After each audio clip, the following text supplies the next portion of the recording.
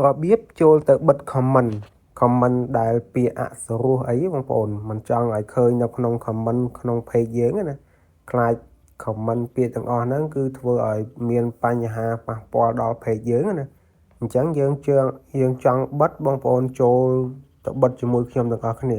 ហើយដំបូងឡើងយើងចូលបែបនេះមកយើងចូល dashboard យើងមកបងប្អូនហើយបន្ទាប់មកទៀតបងប្អូនយកពាក្យនេះចូលមកដល់ត្រង់នេះបងប្អូនយកពាក្យ community នេះចូលមកដល់ត្រង់ចំណុចនេះបងប្អូនក្លែកយកពាក្យនេះចូលតាមខ្ញុំមកនេះ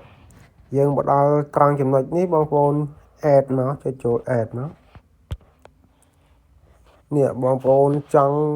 បិទ comment កុំឲ្យឃើញទេបងប្អូន scroll នេះវាដាក់ keyword in comment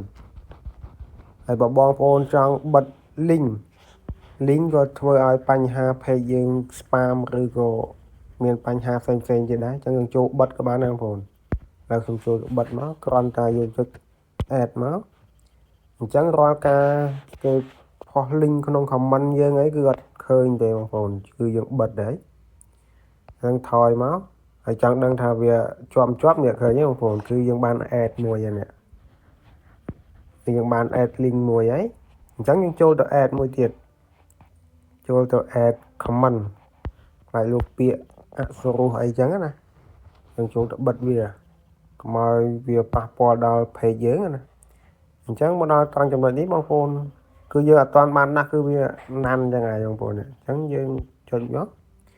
ឥឡូវយើង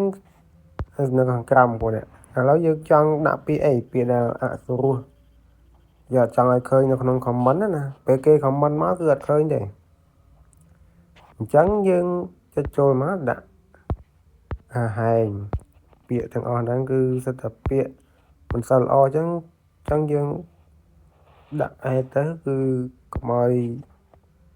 វាស្មុគស្មាញកុំឲ្យវានេះណាកុំឲ្យវាបញ្ហាដល់ page យើងដាក់ទៀតមកបងប្អូនហើយមួយទៀតការដូរ follow គ្នាខ្ញុំដាក់ដែរការសុំ follow ហ្នឹងក៏បញ្ហាធ្វើឲ្យ page spam ដែរបងប្អូនខ្ញុំអត់លេងចូលទេព្រោះ page ខ្ញុំមុននោះគឺ spam ដោយសារការដូរ follow គ្នាហ្នឹងឯងអញ្ចឹងគឺខ្ញុំដាក់បងប្អូនមានពាក្យជាច្រើនទៀតបងប្អូនអាចដាក់បានហើយវីដេអូនេះគ្រាន់តែប្រាប់ត្រួសទេបងប្អូនអាច add បន្ថែមទៀតណាអញ្ចឹងគឺខ្ញុំដាក់តែ2ហ្នឹងសិនណាបងប្អូនវាដល់មកថយមកបងប្អូនអញ្ចឹងគឺយើងបានប្រការ comment បើសិនជា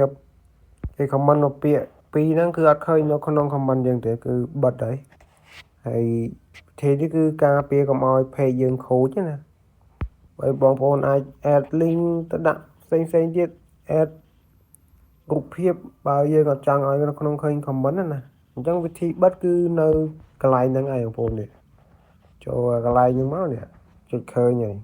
ហើយវីដេអូហ្នឹងគឺមិនតែប៉ុណ្្នឹងទេហើយបងប្អូនដែលស្រឡាញ់ចូលចិត្តកុំភ្លេច follow page ម្នាក់មួយផងបងប្អូន